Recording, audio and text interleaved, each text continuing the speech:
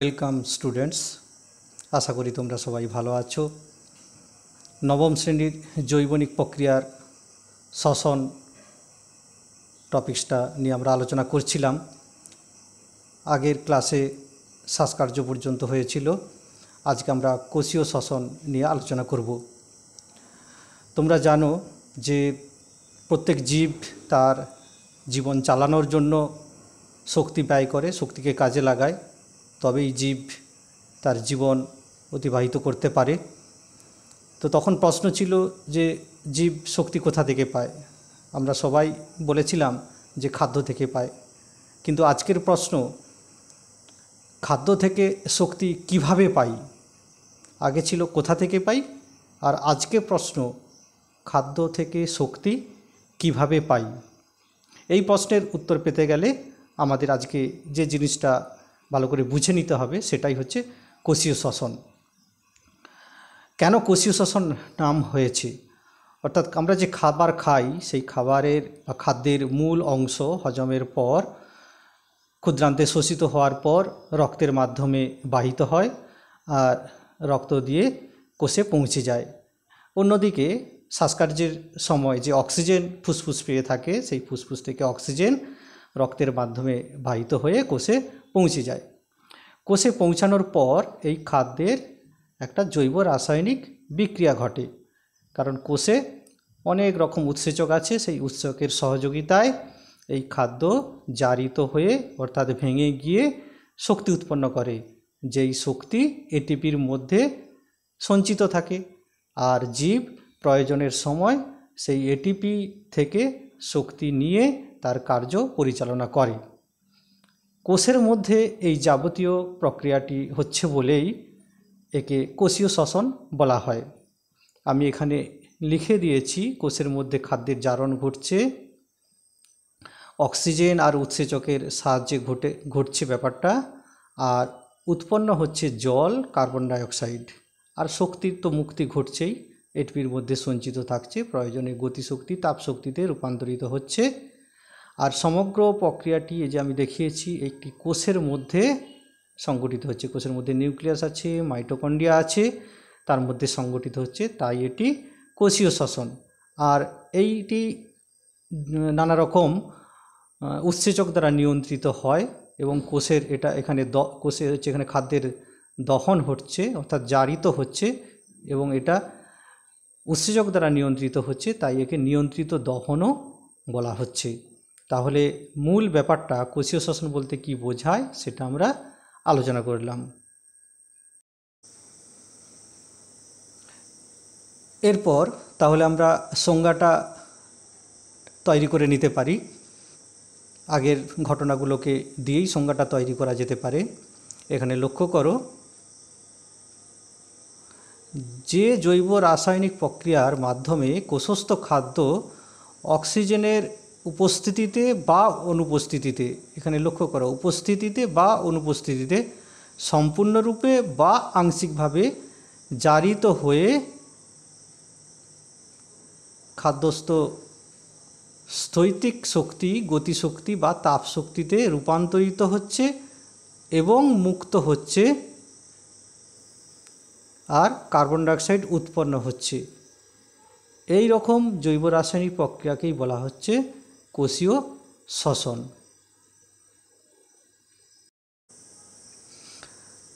তাহলে এখানে আমরা কি জানলাম যে কোষীয় শ্বসন কোষের মধ্যে হচ্ছে কোষস্থ খাদ্য অক্সিজেনের উপস্থিতিতে বা অনুপস্থিতিতে জারিত হচ্ছে। অক্সিজেনের উপস্থিতি হতে পারে বা অনুপস্থিতি হতে পারে, আবার সম্পূর্ণরূপে হতে পারে, আংশিক রূপে জারিত হতে পারে। কেন এমন হয়? আমাদের প্রকৃতিতে বিভিন্ন রকমের তো জীব সম্প্রদায় বসবাস করে, নানা বৈচিত্র্যের অভাব নেই। কোনো জীব মুক্ত অক্সিজেন পরিবেশে বসবাস করে, কেউ বা অক্সিজেনের অভাব বোধ করে, তাদেরকে আমরা অবায়ুজীবী জীব বলি। আবার যারা মুক্ত অক্সিজেন নিয়ে বেঁচে থাকতে পারে তাদেরকে বায়ুজীবী জীব বলি। এই রকম বৈচিত্র্য থাকার জন্য শ্বসন পদ্ধতির মধ্যেও বৈচিত্র্য এসেছে, অর্থাৎ অক্সিজেনের উপস্থিতিতে কেউ জারিত করছে খাদ্যকে, আবার কেউ অক্সিজেনের অনুপস্থিতিতে জারিত করছে। কোথাও সম্পূর্ণরূপে খাদ্য জারিত হচ্ছে, আবার কোথাও আংশিক রূপে খাদ্য জারিত হচ্ছে। যাদের ক্ষেত্রে সম্পূর্ণরূপে খাদ্যের জারণ ঘটবে সেখানে বেশি শক্তি উৎপন্ন হবে, আর আংশিকভাবে খাদ্য জারিত হলে সেখানে কম শক্তি উৎপন্ন হবে। আর কি হয় না, এই শক্তি খাদ্যের মধ্যে স্থৈতিক শক্তিরূপে জমা ছিল, তা জারিত হয়ে গতিশক্তি বা তাপশক্তিতে রূপান্তরিত হয়ে মুক্ত হচ্ছে, আর উপজাত বস্তুরূপে কার্বন ডাইঅক্সাইড উৎপন্ন হচ্ছে। এটাই হলো কোষীয় শোষণ। আর কোষের মধ্যে যে সমস্ত খাদ্যবস্তু জারিত হয়ে শক্তি উৎপন্ন হয় তাদেরকে বলা হয় শ্বসন বস্তু, যেমন শর্করা, প্রোটিন, ফ্যাট। আরও একটা ঘটনা যেমন দহন, পরিবেশে যেটা ঘটে থাকে, এই শ্বসনের সাথে দহনের মিল আছে, সেই জন্য এখানে দহন পদ্ধতিটা আমরা উল্লেখ করতে চাইছি। এটা কি না, এটা একটা অজৈব রাসায়নিক প্রক্রিয়া। উচ্চ তাপমাত্রায় প্রকৃতিতে কোনো বস্তু অক্সিজেনের সাহায্যে নিয়ন্ত্রিত, অনিয়ন্ত্রিত এবং দ্রুত জারণের দ্বারা তাপ ও আলোক শক্তির দ্রুত মুক্তি ঘটায়। এই রকম পদ্ধতিটাকে বলা হচ্ছে দহন। এখন কেন এটা আমরা আলোচনা করছি না, শ্বসনে যেমন খাদ্যবস্তু জারিত হয়ে শক্তি এবং তাপ শক্তি বা গতিশক্তিতে রূপান্তরিত হয়, তেমনি এক্ষেত্রেও পরিবেশে কোনো দাহ্য বস্তু অক্সিজেনের সাহায্যে জারণের দ্বারা তাপ ও শক্তির মুক্তি ঘটায়। এই জন্য এইটুকু মিলের জন্য আমরা এটাকে পড়ছি। কিন্তু তাহলে কি শ্বসন এবং দহন একই জিনিস? কখনোই না। শ্বসন এবং দহনের মধ্যে যথেষ্ট পার্থক্য রয়েছে। এখানে লক্ষ্য করো, পার্থক্য আমরা লিখে দিয়েছি শ্বসন এবং দহন। শ্বসন একটি জৈব রাসায়নিক পদ্ধতি, কোষের মধ্যে উৎসেচকের সাহায্যে হচ্ছে জৈব রাসায়নিক পদ্ধতি। কিন্তু দহন এটা পরিবেশে ঘটছে, এটা অজৈব রাসায়নিক ঘটনা, অর্থাৎ এখানে পরিবেশের দাহ্য বস্তু জারিত হয়ে দহন সম্পন্ন করছে। 2 নম্বর পার্থক্য দেখো, শ্বসন প্রতিটি সজীব কোষে ঘটে থাকে, অর্থাৎ জীবজ কোষে শ্বসন পদ্ধতি সংঘটিত হয়, আর যে কোনো দাহ্য বস্তু পরিবেশে ঘটে থাকে, অর্থাৎ অজৈব বস্তুর দহন পরিবেশেই সম্ভব। 3 নম্বর পার্থক্য দেখো, শ্বসনে ধীরে ধীরে ও নিয়ন্ত্রিতভাবে শক্তির মুক্তি ঘটে, কিন্তু দহনে অতি দ্রুত এবং অনিয়ন্ত্রিতভাবে শক্তির মুক্তি ঘটছে। শ্বসনে তাপ শক্তি খুব কম উৎপন্ন হয়, তুলনায় দহনে অনেক বেশি তাপ শক্তি উৎপন্ন হয়। শ্বসনে আলোক উৎপন্ন হয় না, দহনে আলোক উৎপন্ন হয়। আগেই বলেছি শ্বসন একটি উৎসেচক নিয়ন্ত্রিত পদ্ধতি, এই জন্য এর নিয়ন্ত্রণ থাকে, আর দহনে উৎসেচক লাগে না। শ্বসন অক্সিজেন ছাড়াও সম্ভব হয়, যে সমস্ত অবায়ুজীবী জীব তাদের অক্সিজেন ছাড়াও তারা শ্বসন করতে পারে, কিন্তু দহন পরিবেশে অক্সিজেন ছাড়া সম্ভব নয়। অক্সিজেন বন্ধ হয়ে গেলেই দহন বন্ধ হয়ে যাবে। শ্বসনে যে শক্তি উৎপন্ন হয় তা এটিপির মধ্যে আবদ্ধ থাকে, আর দহনে যে শক্তি উৎপন্ন হয় তা মুক্ত পরিবেশে ছড়িয়ে পড়ে। তাই আমার ছাত্রছাত্রীরা বুঝতেই পারছো, দহন আর শ্বসন একই জিনিস নয়, যদিও তাদের উদ্দেশ্য কিছুটা একই। এবার এসো যে শ্বসন পদ্ধতিটি কত রকমভাবে আমাদের জীবকোষে ঘটে থাকে। আগেই বলেছি যে বৈচিত্র্য অনুযায়ী মুক্ত অক্সিজেনের প্রয়োজনীয়তার উপর বা অ্যাভেলেবিলিটির উপর নির্ভর করে শ্বসনকে 2 ভাগে ভাগ করা যায়, অর্থাৎ মুক্ত অক্সিজেন আছে কি নেই তার উপর ভিত্তি করে যে শ্বসন নির্ধারিত হয় তা 2টো ভাবে তাকে ভাগ করা যায়। একটা হচ্ছে সবাত শ্বসন আর একটা হচ্ছে অবাত শ্বসন। সবাত এই শব্দটার মধ্যেই লক্ষ্য করছো যে এখানে বাতাসের উপস্থিতি অর্থাৎ মুক্ত অক্সিজেনের উপস্থিতি, অবাত অর্থাৎ এখানে বাতাসের অনুপস্থিতি অর্থাৎ মুক্ত অক্সিজেন নেই বা অক্সিজেন নেই। এবার দেখো সবাত শ্বসন কাকে বলছি। আমরা অলরেডি জেনেই গেছি যে শ্বসন পদ্ধতিতে মুক্ত অক্সিজেনের উপস্থিতিতে জীবকোষে শ্বসন বস্তু সম্পূর্ণরূপে জারিত হয়ে কার্বন ডাইঅক্সাইড, জল এবং খাদ্যে আবদ্ধ শক্তি এটিপি অথবা তাপ শক্তি হিসাবে সম্পূর্ণরূপে মুক্ত হয়, তাকে সবাত শ্বসন বলে। অর্থাৎ এখানে অক্সিজেনের উপস্থিতি মাস্ট, তার সাথে সাথে শোষণ বস্তু সম্পূর্ণরূপে জারিত হয়, তার সাথে সাথে অনেক বেশি তাপশক্তি উৎপন্ন হয়। এটা গেল সবাত শ্বসন। আর অবাত শ্বসনটা আমি পরে আসছি, তার আগে আমরা দেখে নিই যে সবাত শ্বসন, আসল যে শ্বসন, এটাই আমাদের মূল পড়তে হয়। সেটা কটা ধাপে হয়? 4টে ধাপে হয় বা 4টে পর্যায়ে হয়। 1 গ্লাইকোলাইসিস, 2 পাইরুভেটের জারণ, 3 ক্রেবস চক্র, 4 প্রান্তীয় শ্বসন। এখানে 4টে পর্যায় করা আছে। আমরা সাধারণত 2টো পর্যায় বেশিরভাগ সময় খেয়াল করি, গ্লাইকোলাইসিস আর ক্রেবস চক্র, এই দুটো মূল পর্যায়। কিন্তু ভালো করে পড়তে গেলে তোমাদের এই 4টে পর্যায় ভালো করে বুঝে নিতে হবে। গ্লাইকোলাইসিস, পাইরুভেট জারণ, ক্রেবস চক্র, প্রান্তীয় শ্বসন। খুব সুন্দরভাবে আমি বুঝিয়ে দেব, তোমরা সহজেই বুঝতে পারবে কেন 4টে পর্যায়। এখন দেখে নিই আমরা সমগ্র রিয়াকশানটা, অর্থাৎ রাসায়নিক বিক্রিয়াটা দেখে নিই সবাত শ্বসনের ক্ষেত্রে কি হয়। খাদ্যবস্তু মানে গ্লুকোজ, তার সাথে 6 অণু অক্সিজেন, মুক্ত অক্সিজেন আগেই বলেছি, সংজ্ঞাতেও বলা আছে। এবং এখানে নানা রকম এনজাইম লাগছে, সেই এনজাইমগুলো কোষে থাকে, তাদের মধ্যে রাসায়নিক বিক্রিয়া ঘটে 6 অণু জল, 6 অণু কার্বন ডাইঅক্সাইড এবং এনার্জি উৎপন্ন হয়, যেটা 686 কিলো ক্যালোরি তাপশক্তি অথবা 38 অণু এটিপির মধ্যে সীমাবদ্ধ থাকে বা আবদ্ধ থাকে। এই গেল সমগ্র বিক্রিয়া সবাত শ্বসনের ক্ষেত্রে। এখানে খেয়াল করো, এখানে অক্সিজেন কিন্তু মাস্ট এবং এনার্জি 686 কিলো ক্যালোরি উৎপন্ন হবে।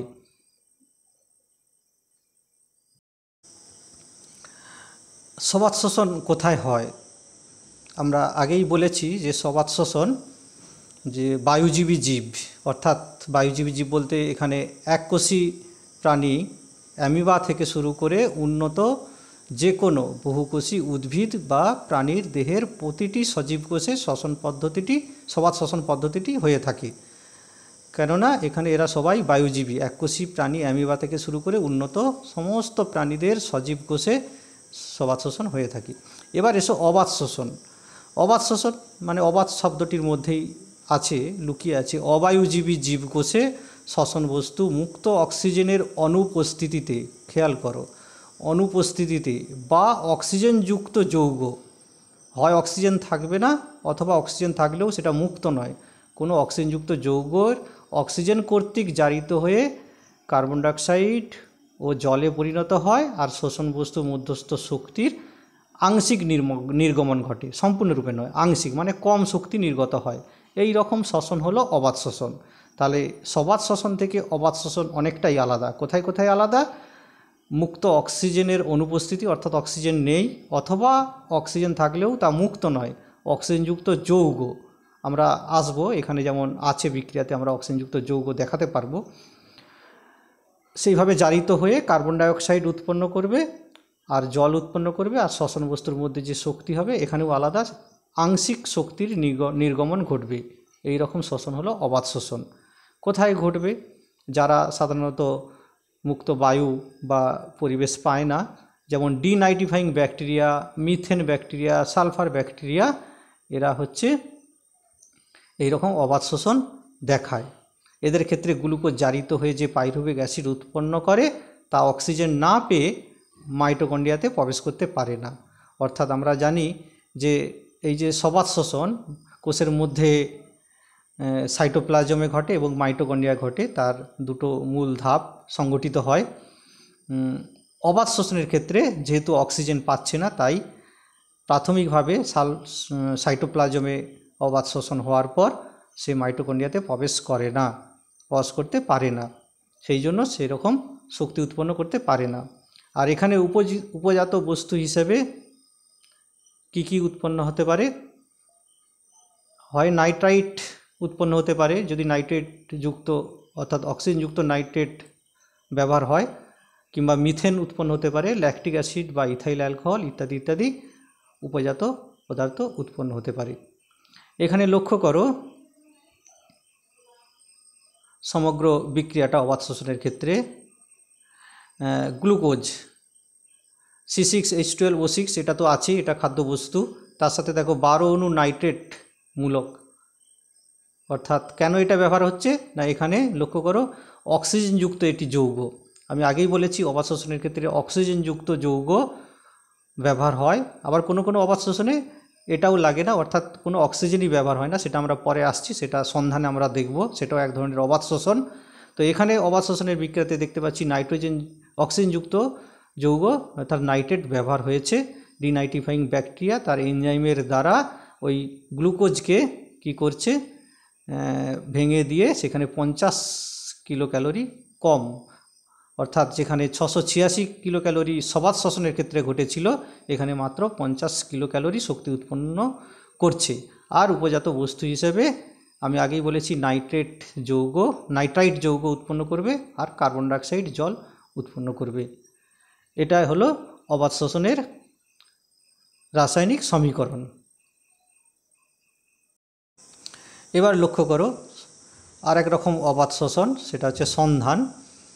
এখানে কি হয়, এখানে কোনো অক্সিজেন ব্যবহার হয় না, অক্সিজেনযুক্ত যৌগও ব্যবহার হয় না, শুধুমাত্র কিছু উৎসেচক আর খাদ্যবস্তু রাসায়নিক বিক্রিয়ার মাধ্যমে হাইড্রোজেন, বিশেষ করে হাইড্রোজেন বিয়োজনের মাধ্যমে অর্থাৎ হাইড্রোজেন ত্যাগ করে জারিত হয়ে, আংশিকভাবে জারিত হয়ে বিভিন্ন জৈব যৌগ সৃষ্টি করে এবং শোষণ বস্তুস্থিত শক্তির আংশিক নির্গমন ঘটায়। তার এখানে লক্ষ্য করো, এখানে কোনো অক্সিজেনযুক্ত যৌগ ব্যবহার হচ্ছে না।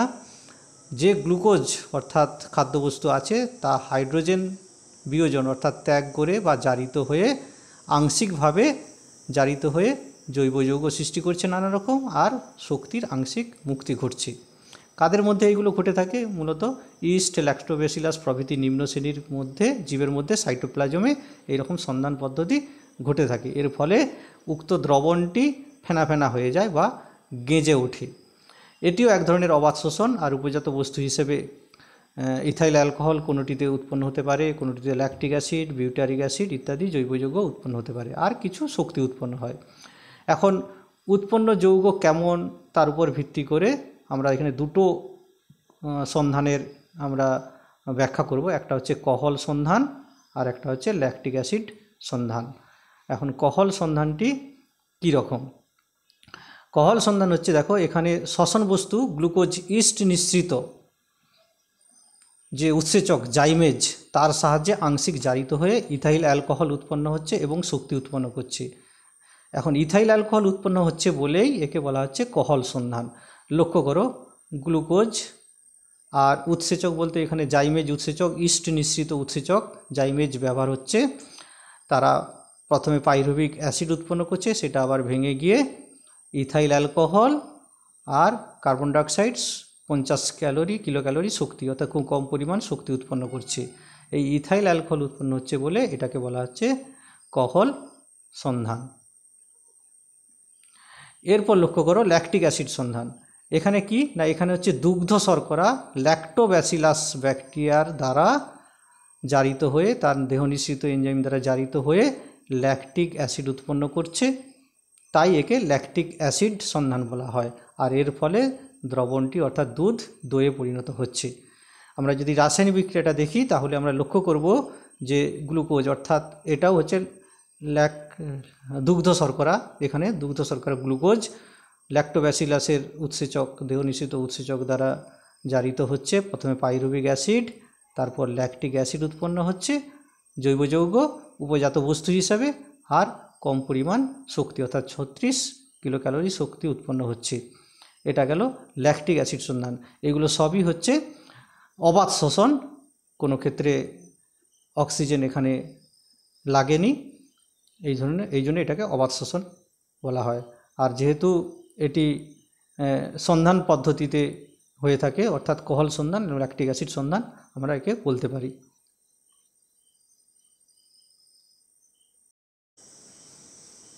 এবার দেখে নেব সন্ধানের গুরুত্ব। সন্ধান পদ্ধতি এটা এক ধরনের শ্বসন, তো এই সন্ধানের গুরুত্ব আলাদা করে আমরা কি দেখব না, এই সন্ধানের ফলেই কিন্তু, এই পদ্ধতিকে ব্যবহার করেই কিন্তু অ্যালকোহল অর্থাৎ দেশি যে সুরা বা বিদেশি যে সুরা, অ্যালকোহল জাতীয় নেশাদ্রব্য, আবার ল্যাকটিক অ্যাসিড, ভিনিগার, দুধ থেকে দইয়ে পরিণত হওয়া, তারপর বিভিন্ন খাদ্য শিল্পে, খাদ্য প্রক্রিয়াকরণ শিল্পে যেমন পাউরুটি শিল্পে ইত্যাদিতে সন্ধান প্রক্রিয়ার অপরিসীম গুরুত্ব আছে, অর্থাৎ এর অর্থনৈতিক গুরুত্ব আছে। এবার দেখে নেব সবাত শোষণ ও অবাত শোষণের পার্থক্য। দুটো পদ্ধতি আমরা পড়ে নিয়েছি, সবাত শোষণ এবং অবাত শোষণ। সবাত শোষণে কি দেখলাম না, অক্সিজেন ব্যবহৃত হয়েছে, আমরা দেখলাম যে অক্সিজেন ব্যবহৃত হয়েছে, মুক্ত অক্সিজেন। আর এক্ষেত্রে অবাধ শোষণের ক্ষেত্রে রাসায়নিকভাবে আবদ্ধ অক্সিজেন ব্যবহৃত হয় অথবা কোনো অক্সিজেন লাগে না। এখানে খাদ্যের সম্পূর্ণ জারণ ঘটে, এখানে অসম্পূর্ণ অর্থাৎ আংশিক জারণ ঘটে। এখানে অনেক বেশি শক্তি উৎপন্ন হয় সবাধ শোষণের ক্ষেত্রে 686 কিলো ক্যালোরি, আর অবাধ শোষণের ক্ষেত্রে মাত্র 50 কিলো ক্যালোরি শক্তি উৎপন্ন হচ্ছে 1 গ্রাম অণু গ্লুকোজ দহনের মাধ্যমে।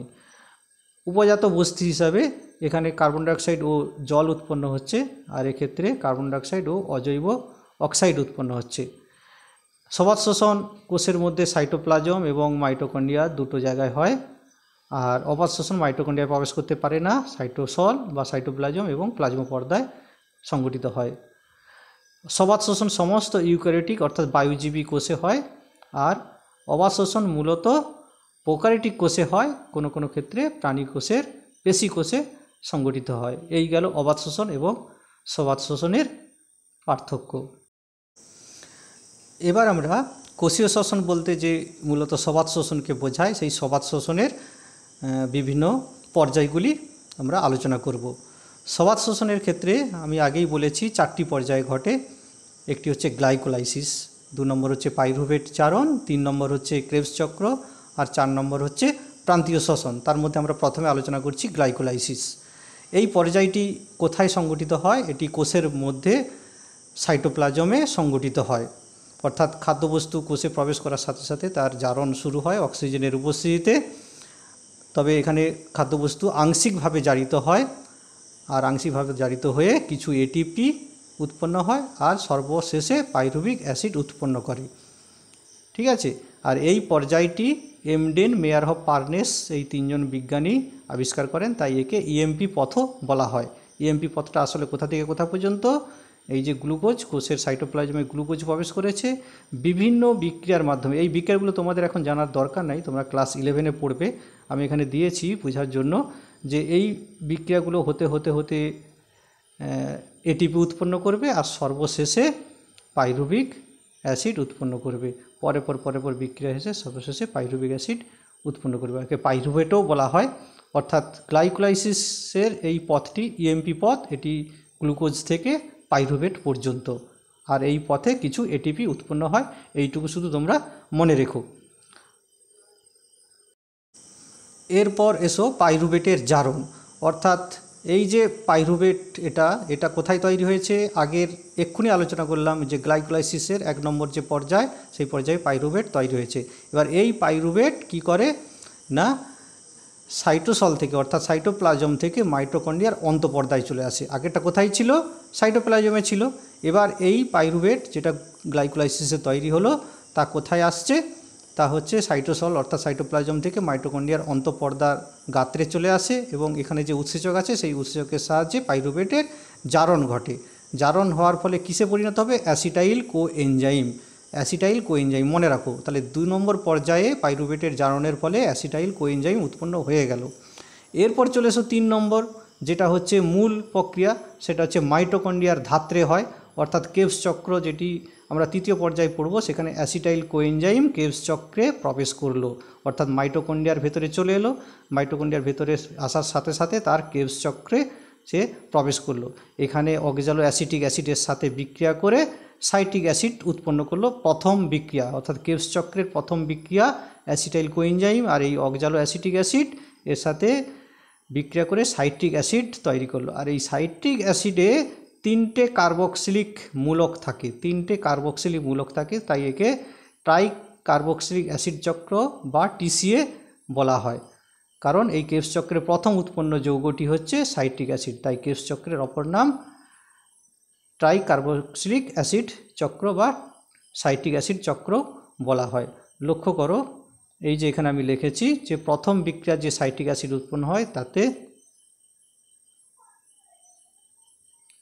কি হচ্ছে?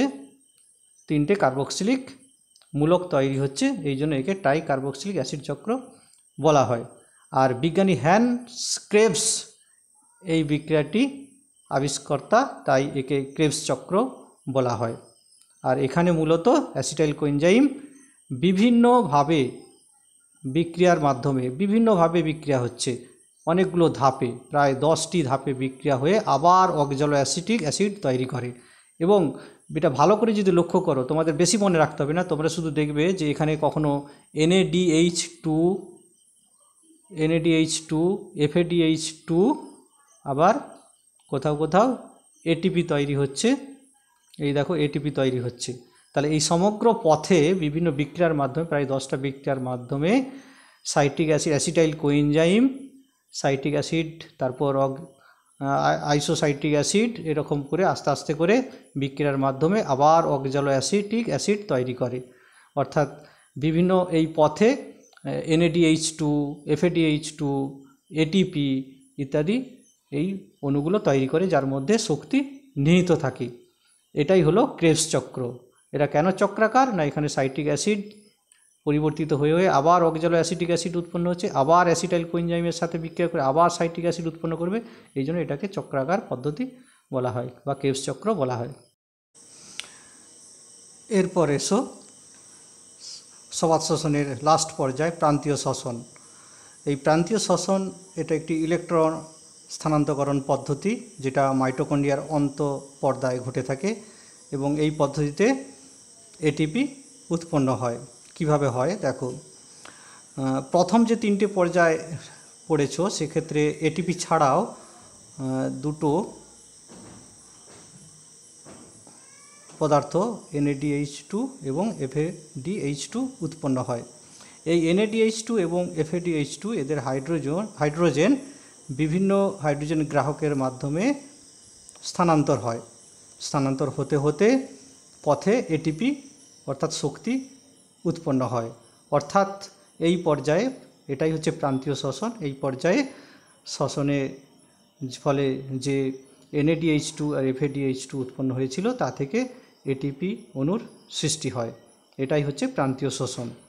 আর এই শ্বসনে গৃহীত অক্সিজেন প্রান্তীয় শ্বসনের পরিবাহিত ইলেকট্রন গ্রহণ করে এবং জল উৎপন্ন করে। তো ছাত্রছাত্রীরা, তোমরা সবাত শ্বসনের 4টি পর্যায় জানলে। এর সাথে সাথে আমাদের আরেকটি জিনিস জেনে নিতে হবে যে সবাত শ্বসনে যে ATP উৎপন্ন হয় তার হিসেবটা, এটা প্রায়ই পড়ে, বিভিন্ন বইয়ে অনেক সময় ভ্যারি করে। তো আমি তোমাদের সাজেস্ট বলবো তোমরা এখানে আমি যেভাবে দেখিয়ে দিচ্ছি এটাই তোমরা পরীক্ষার খাতায় লিখবে, যে বিভিন্ন পর্যায়ে এগুলো উৎপন্ন হয় ATP। প্রথমে দেখো গ্লাইকোলাইসিস যেটা সাইটোপ্লাজমে ঘটে, সেখানে 8 অণু ATP উৎপত্তি লাভ করে। আর পাইরুভেটের জারণ মাইটোকন্ড্রিয়ার অন্তঃপর্দায় যেটা ঘটে থাকে সেখানে 6 অণু। আর রইল ক্রেবস চক্র, যেটা হচ্ছে মাইটোকন্ড্রিয়ার ধাত্রে ঘটে থাকে, সেখানে 24 অণু ATP উৎপত্তি লাভ করে। এই যে 24 অণু, 8 অণু, 6 অণু, এর মধ্যেই কিন্তু এই NAD FAD বিভিন্ন সময় তার ETS অর্থাৎ ইলেকট্রন ট্রান্সপোর্ট সিস্টেম অর্থাৎ প্রান্তীয় শ্বসনের মাধ্যমে ATPতে পরিণত করে, সেইগুলো এই সময় ঘটে থাকে বলে এই জন্য এর মধ্যে যোগ করা আছে। যদিও আমি প্রান্তীয় শ্বসনটা আলাদা দেখিয়েছি, আসলে প্রান্তীয় শ্বসনটা NADH2 FADH2 হতে ATP উৎপন্ন হওয়ার পদ্ধতি। তো আর এই পদ্ধতিটা এই গ্লাইকোলাইসিস, পাইরুভেটের জারণ, ক্রেবস চক্র চলাকালীনই হয়ে যায়, সেই জন্য আমি ATPটা এর সঙ্গে যোগ করেছি। তাহলে মোট গ্লাইকোলাইসিসে 8 অণু, পাইরুভেটের জারণে 6 অণু, ক্রেবস চক্রে 24 অণু, অর্থাৎ মোট 38 অণু। 1 অণু গ্লুকোজ দহনের ফলে, 1 গ্রাম অণু গ্লুকোজ দহনের ফলে 38 অণু ATP উৎপন্ন হয়। আমরা শ্বসন পদ্ধতিটি শেষ করলাম। এবার এই যে শ্বসন পদ্ধতিটি কেন গুরুত্বপূর্ণ, অর্থাৎ এর তাৎপর্য বা সিগনিফিকেন্স কী। প্রথমেই আছে শক্তির মুক্তি। এটা তো তোমরা অলরেডি জেনেই গিয়েছো যে শ্বসন প্রক্রিয়ায় খাদ্যের স্থৈতিক শক্তির মুক্তি হয়, তো যা জীবের পুষ্টি, রেচন, বৃদ্ধি, চলন, জনন, গমন প্রভৃতি শারীরবৃত্তীয় প্রক্রিয়া চালিত করে। তবেই তো একটা জীব, সে যে জীবিত বা তার জীবন আছে বোঝা যাবে এই প্রক্রিয়াগুলো চালিত থাকলে, যেটা শক্তির মাধ্যমে হয়ে থাকে, যা শ্বসন প্রক্রিয়ায় খাদ্যের স্থৈতিক শক্তি থেকে মুক্তি লাভ করে হয়ে থাকে। তারপর 2 নম্বর দেখো শক্তির রূপান্তর। এক্ষেত্রে কি হচ্ছে না, শ্বসনের ফলে যে তাপ শক্তি উৎপত্তি লাভ করছে তা অন্য শক্তিতে রূপান্তরিত হয়ে অনেক সময় প্রাণীরা ব্যবহার করে। যেমন কোনো প্রাণী দেহকে উষ্ণ রাখতে, যেমন আমরা বা যে উষ্ণ শরীর যে প্রাণী তারা দেহকে উষ্ণ রাখতে এই শক্তিকে ব্যবহার করে।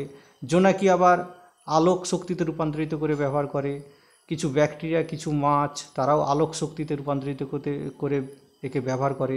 আবার ইলেকট্রিক ইল প্রভৃতি সামুদ্রিক মাছ এই শ্বসনের ফলে উৎপন্ন তাপশক্তিকে তড়িৎ শক্তিতে রূপান্তরিত করে ব্যবহার করে, যে যার প্রয়োজনে আত্মরক্ষার্থে বা শিকার ধরতে এগুলো ব্যবহার করে থাকে। তাহলে শক্তি রূপান্তরটাও জীবজগতের ক্ষেত্রে গুরুত্বপূর্ণ, এটাও শ্বসনের গুরুত্বপূর্ণ তাৎপর্য। 3 নম্বর লক্ষ্য করো, অক্সিজেন কার্বন ডাইঅক্সাইডের ভারসাম্য রক্ষা। তোমরা অলরেডি জানো যে সালোক সংশ্লেষের ফলে কার্বন ডাইঅক্সাইড গৃহীত হয়, অক্সিজেন ত্যাগ হয়। আবার শ্বসনের ক্ষেত্রে উল্টোটা ঘটছে, অর্থাৎ অক্সিজেন গৃহীত হচ্ছে আর কার্বন ডাইঅক্সাইড নির্গত হচ্ছে। অর্থাৎ এই বিপরীত প্রসেসের মাধ্যমে পরিবেশে অক্সিজেন কার্বন ডাইঅক্সাইডের একটা ভারসাম্য রক্ষিত হয় শ্বসনের মাধ্যমে। 4 নম্বর দেখো, মানব সভ্যতার অবদান। মানব সভ্যতার অবদান বলতে আমাদের বেশ কিছু শিল্পে শ্বসনের ভূমিকা আছে। এবং অবাধ শ্বসনের ক্ষেত্রে বিশেষ করে এটা কাজে লাগে, অবাধ শ্বসনের মাধ্যমে কাজে লাগে। পাউরুটি তৈরি, জ্বালানি, মদ, মাখন, দুধ থেকে দইয়ে পরিণত হওয়া, এই সমস্ত কিছু শিল্পগুলো, খাদ্য উৎপাদন শিল্পগুলোতে অবাধ শ্বসন ব্যবহার করা হয়। এটাও একটা শোষণের গুরুত্বপূর্ণ তাৎপর্য, যার অর্থনৈতিক গুরুত্ব আছে বলে মনে করা হয়। তাহলে আমার ছাত্র বন্ধুরা, তোমরা নিশ্চয়ই বুঝতে পেরেছো শ্বসন ব্যাপারটা কি, তার তাৎপর্য। তোমাদের জন্য অশেষ ধন্যবাদ রইল। আশা করি তোমরা এইটাকে ভালো করে দেখবে, সাথে সাথে বইটাও পড়বে, তোমাদের কাজে লাগবে। তোমরা অবশ্যই ভিডিওটি তোমাদের অন্যান্য বন্ধুদের জানিয়ে দেবে, শেয়ার করবে। আর এখান পর্যন্তই থাকলো, পরে আবার ক্লাসে দেখা হবে।